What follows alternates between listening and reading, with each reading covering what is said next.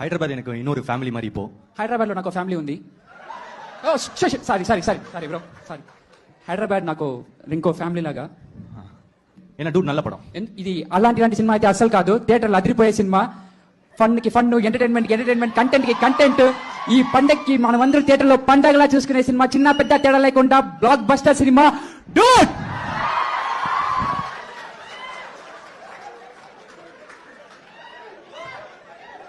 நல்ல படம். சின்ன 2 words. Tamil small, Telugu huge. Vocabulary. Thanks. Okay. So நீங்க டூட் தீபாவளிக்கு வரப்போதே.